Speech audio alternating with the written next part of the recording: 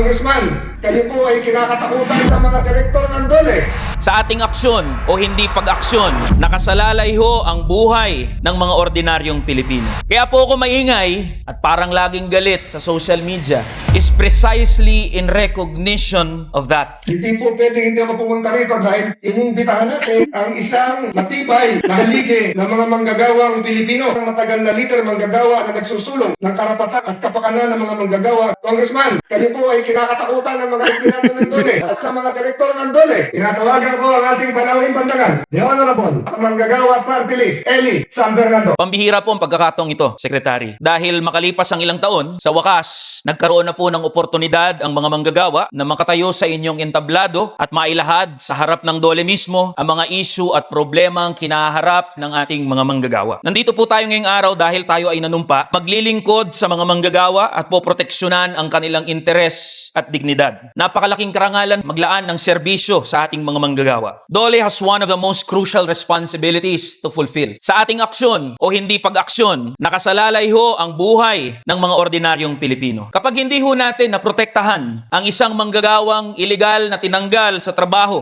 kargo natin o bahagi tayo sa pagkagutom ng kanyang pamilya. Kapag hindi napatupad ang occupational safety and health standards sa isang kumpanya o project site at mayroong namatay o naaksidenteng manggagawa, kargo natin, bahagi tayo sa pagkaulila ng kanyang mga anak. Kapag hindi natin natiyak na binabayad o hinuhulog ng mga employer ang kinakaltas na government-mandated benefits, kargo natin, bahagi tayo sa hindi agarang pagpapagamot o pagpapaospital ng mga manggagawa, ng pagkawala ng bahay na hinuhulugan, ng pagkadinay sa mga benepisyong dapat makuha ng isang manggagawa. Kargo natin at bahagi tayo sa lahat ng yan. Pagkatupad ng pangarap o habang buhay na pagkasadlak sa kahirapan. Ganito ho kabigat ang responsibilidad na ipinataw sa bawat isa sa atin. Kaya po ako maingay at parang laging galit sa social media is precisely in recognition of that. Seryoso po kami sa kamanggagawa sa aming intensyon na punan ang mabigat na responsibilidad na ito. At sigurado naman ho ako na seryoso rin ho kayo sa parehong layunin. The task ahead of us, therefore, is figuring out how to work together. Mula po sa mga nailahad na problema sa ating pong butihing kalihim, sa ating mga kasama sa Department of Labor and Employment, ay inaabot po namin ang aming kamay mula sa kamanggagawa tungo sa inyo dito sa ehekutibo. Samahan niyo po kami sa aming laban. Ang lagi pong sinasabing tripartismo ay gawin nating makabuluhan. Mariin nating pabulaanan ang mga akusasyon na nabili ang ating mga kawani sa pamamagitan ng pagiging patas na tagapagpadaloy ng kolaborasyon at pagbibigay ng resolusyon sa mga issue.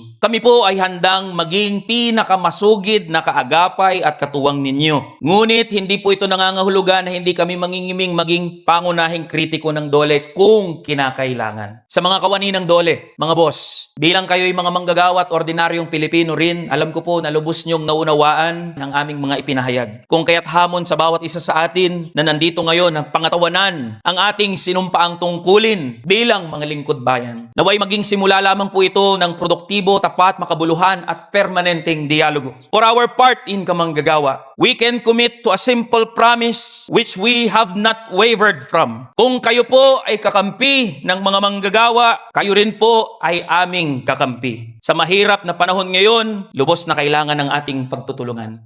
Tara na, kamanggagawa.